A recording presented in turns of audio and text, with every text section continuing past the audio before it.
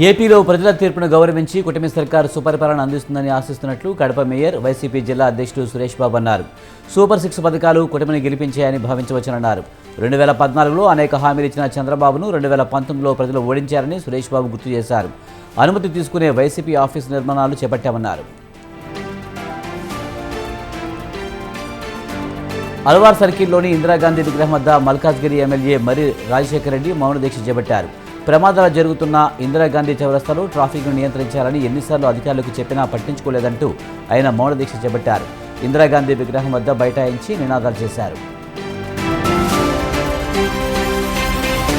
వరంగల్ జిల్లా వర్ధనపేటలోని జ్ఞానాంబిక ఫెర్టిలైజర్స్ ముందు రైతులు ఆందోళన చేపట్టారు. నకిలీ విత్తనాలు అమ్ముతున్నారంటూ రైతులు ఆగ్రహం వ్యక్తం చేశారు. తాము తీసుకువెళ్లిన వరి విత్తనాలు సరైన సమయానికి మొలకలు రాలేదని ఆవేదన వ్యక్తం చేశారు. ఈ విషయమై వ్యవసాయ అధికారులను సెల్ ఫోన్ ద్వారా సంప్రదించినా ఫలితం లేకపోయిందని అన్నదాతలు వాపోయారు.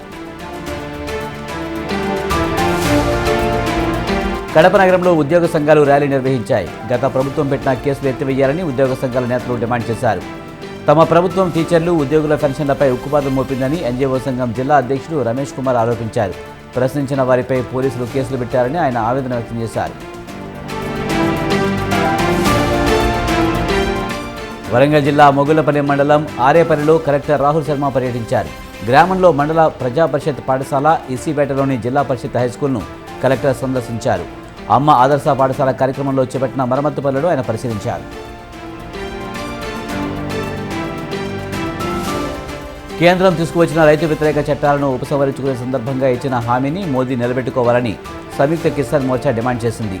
దక్షిణాది రాష్ట్రాల రైతుల మద్దతు కోసం కిసాన్ మోర్చా చేపట్టిన యాత్ర హైదరాబాద్ చేరుకుంది. మోదీకి చిత్తశుద్ధి ఉంటే వెంటనే కనీస మద్దతు ధర సంబంధిత చట్టం చేయాలని జగదీష్ సింగ్ దలేవాలా వెంకటేశ్వర్లు డిమాండ్ చేశారు.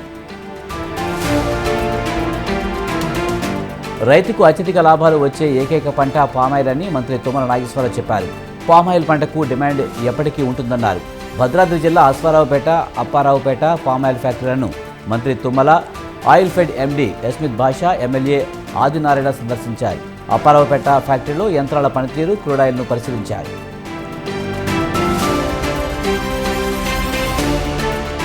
అరవై 5 కంపెనీలతో 5,000 ప్రైవేటు ఉద్యోగాల కోసం ఖమ్మం జిల్లా కుసుమంచిలో యువజన సర్వీసుల శాఖ జాబ్ మేళా నిర్వహించింది. ఈ మేళాకు యువత పెద్ద ఎత్తున హాజరయ్యారు.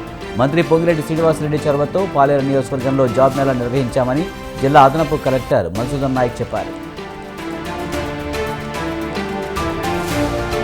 వైద్య వృత్తితో సంబంధం లేని వారితో మెడికల్ సిబ్బందిపై అజమాయిషీ సరికాదని ప్రభుత్వ డాక్టర్లు, నర్సింగ్ స్టాఫ్ నిరసన వ్యక్తం చేశారు. పెద్దపల్లి జిల్లా గోదావరి ఖనిలో ప్రభుత్వ ఆసుపత్రుల్లో మెడికల్ స్టాఫ్ నల్ల బ్యాడ్జీలు ధరించి ప్లాకార్డులు ప్రదర్శించారు. నల్గొండ ప్రభుత్వ ఆసుపత్రిలో డాక్టర్ల కంటే తక్కువ స్థాయి వారికి సూపర్వైజర్లుగా కలెక్టర్ జీవో జారీ చేయడంపై అసహనం వ్యక్తం చేశారు. యాదాద్రి జిల్లా చౌటుప్పల్లో ఎన్హెచ్ పక్కనే ఉన్న కోట్లాది రూపాయల విలువైన భూదాన్ భూములను రక్షించాలని ఆర్డీఓ శేఖరెడ్డికి తూర్పూరు రవి వినతి పత్రం అందించారు. ఆ భూముల్లో ప్రజలకు ఉపయోగపడే ప్రభుత్వ కార్యాలయాలు నిర్మించాలని ఆయన కోరారు. భూదాన్ భూములను కొందరు రియల్టర్లు అక్రమంగా ఫ్లాట్లు చేశారని రవి ఆందోళన వ్యక్తం చేశారు. బాసర శ్రీ జ్ఞాన సరస్వతి అమ్మవారి ఆలయం లడ్డూ పులిహారలో అధికారులు గోల్మాల్ చేశారు. పులిహార బండిలో 690 ఉండగా రిజిస్టర్ బుక్లో మాత్రం 350 అని రాసిన అధికారులు అడ్డంగా బుక్ అయ్యారు. పూజలో పాల్గొన్న గ్రామస్తులు పులిహార బండిని ఆపి ఆరా తీసినప్పుడు ఈ విషయం బయటపడింది. లడ్డూ పులిహార ఇన్ఛార్జ్ అధికారులపై ఈవో విజయరామారావు సీరియస్ అయ్యారు. మల్కాజ్గిరిలో ఫుట్పాత్లను ఆక్రమించి ఏర్పాటు చేసిన షెడ్లను జీహెచ్ఎంసీ అధికారులు తొలగించారు. ఈస్ట్ ఆనందబాగ్ డివిజన్ రోడ్డుకు ఇరువైపులా దుకాణాలు బయట వేసిన షెడ్లను పోలీసుల సహాయంతో టౌన్ ప్లానింగ్ అధికారులు తొలగించారు. దీంతో ఈస్ట్ ఆనందబాగ్లో కొద్దిసేపు ఉద్రిక్త వాతావరణం నెలకొంది.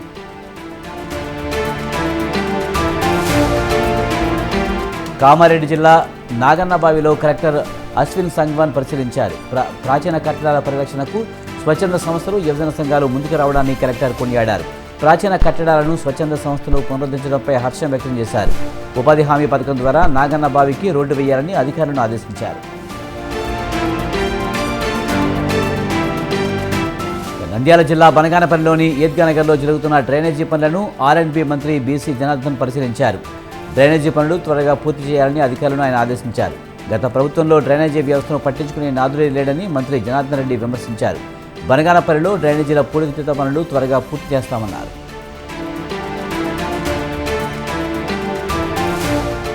మంచిర్యాలలో ఎన్ఎక్స్ 10వ తెలంగాణ రాష్ట్ర సీనియర్ బ్యాడ్మింటన్ ఛాంపియన్షిప్ 2024 పోటీలు ప్రారంభించారు.